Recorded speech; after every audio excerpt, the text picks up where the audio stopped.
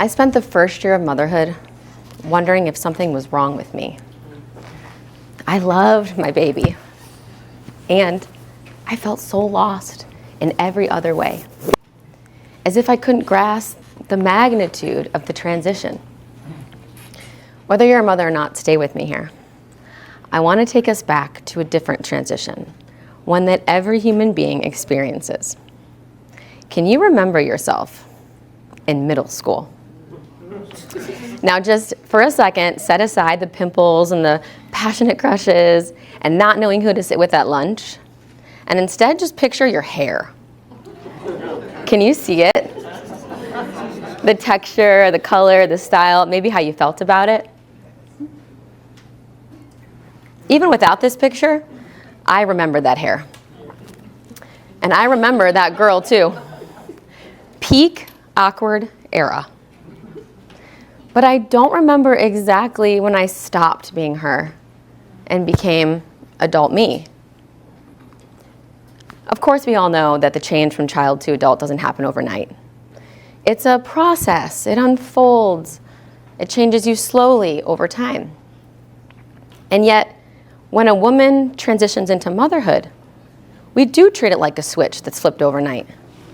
Yesterday, you were a woman, and today, poof, you have a baby in your arms, and the world says, you're a mom now. No unfolding, no in-between, just instant identity. And to make matters worse, most of us mothers don't just remember the day our babies were born, we do remember that moment. January 28th, 2021, at 12:12 a.m. is when my son was born. We timestamp the birth of a baby, and we forget about the process of becoming a mother. Now, not everyone is a mother, but everyone was born from a mother. There are 2 billion mothers on the planet right now. Without even talking to each of them, I can tell you that none of them became a mother in a single moment. 100% of them experience a developmental transition we're just beginning to understand or even talk about. And just like adolescence, this transition has a name: matrescence. This may be the first time you've heard this term, but it is not new. It was coined in 1973 by an anthropologist named Dana Raphael.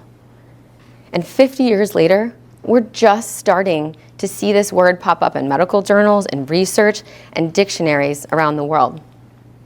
In fact, when you type this in your phone, you'll see a little red squiggly line, even if you spell it correctly. I remember the day that I learned about this word because it changed something in me. And research tells us that when we're able to label an experience, the brain responds.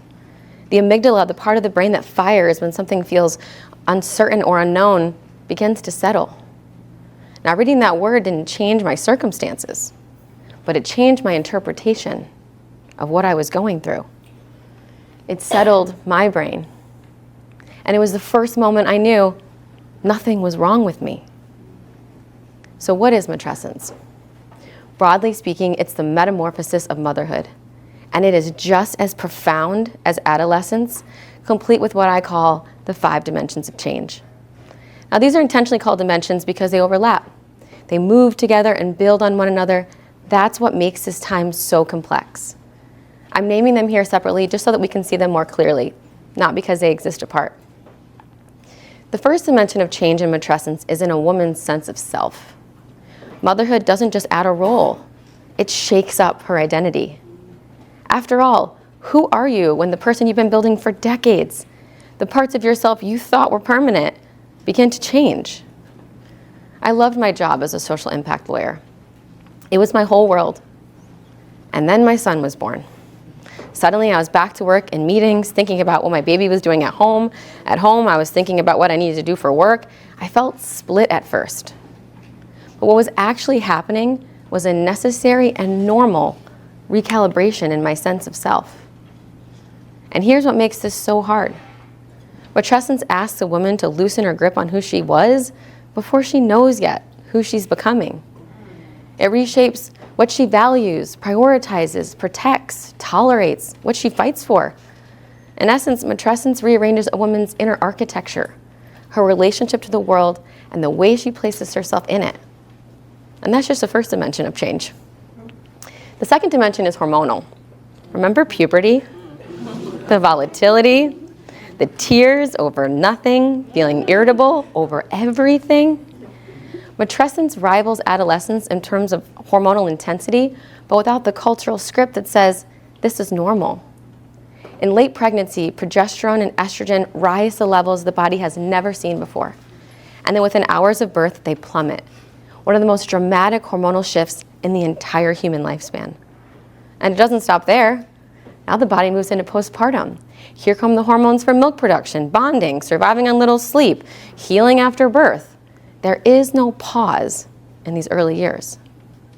And here's the crucial difference.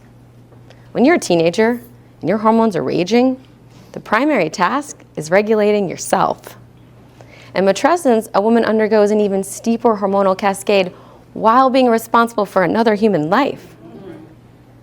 We're one of the few mammals whose babies are born this helpless, utterly dependent. And so, a mother's chemistry shifts accordingly. Her body reorients around survival for not one, but two people. A woman's hormones are not a glitch in the system. They are the system, and it's brilliant. The third dimension is awareness. Matrescence rewires the brain for caregiving. Research now shows us that during pregnancy and after birth, key areas of the brain linked to motivation, attachment, decision-making, and empathy are all more responsive, forming what scientists call the maternal circuit. At the same time, something surprising happens. In certain brain regions, gray matter volume actually decreases. And that can sound scary, like a loss. But it's not. What's actually happening in the brain is a process called synaptic pruning. It's trimming away the less efficient parts so that the most important pathways can fire faster and more precisely. A brain being sculpted. What a miracle. And you've heard of this process before, just by a different name.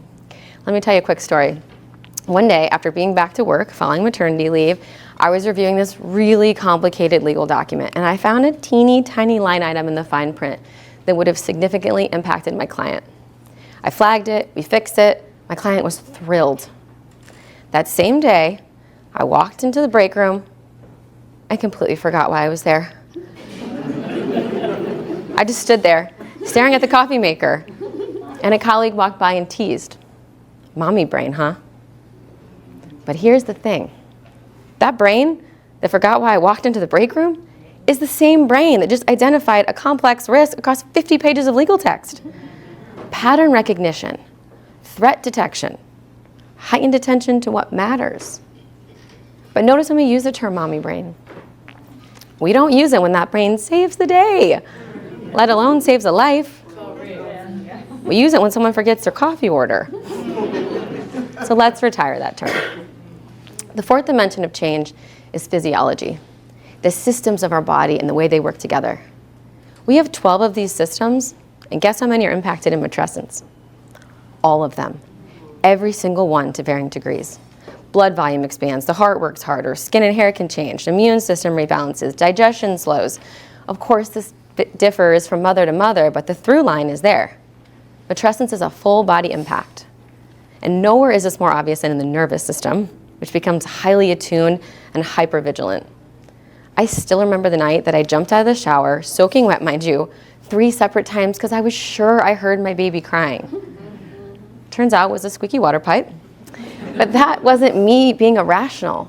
That was a sophisticated system doing exactly what it had been reorganized to do. Scanning, responding, protecting. The fifth dimension is emotional. And this is where motherhood can really feel like middle school. Because whenever we're in a state of transition, everything is closer to the surface. Joy is bigger, fear is louder, love is consuming, and doubt shows up uninvited. Now place that emotional vulnerability in our modern world, and it's not hard to imagine what many new mothers are doing at 3 a.m. while they're nursing in the dark. They're scrolling past bounce-back bodies and Pinterest-perfect nurseries, babies who sleep through the night, other mothers that have it all figured out. It's curated lives and filtered moments, all landing in a brain that's newly sensitized to comparison and threat. Of course it's overwhelming. That's what happens when a profound developmental stage collides with a culture built on performance. Matrescence expands a woman's emotional range, but in some ways it also leaves her more exposed. Now, when you start to look at these 5 dimensions side by side, something remarkable happens. You begin to see the full picture of what's actually taking place when a woman becomes a mother. A shift in sense of self, a cascade of hormones, a fine-tunement of awareness, a full body change in physiology, and an expansion of emotional range. Because matrescence doesn't just change a woman, it reshapes her. Remember in the beginning when I asked you to go back to those awkward teenage years? Think about what you needed then. Middle school isn't hard because you're weak. It's hard because you're becoming. What helps a person survive or even thrive during periods of change? Well, permission to go your own way. People who support you. Policies and systems that have you in mind. The thing is, those things we needed back in middle school are the same things new moms need. But that's not what we're giving them. And that's the cost of not naming matrescence. Because when we understand these dimensions, we stop asking women to bounce back. We stop treating the 6-week postpartum visit like a finish line and start recognizing it as a threshold. We stop building workplaces that demand the impossible, and we start curating healthy environments that give women the room to transform. In other words, we need to mother our mothers, because matrescence will reshape her into someone new.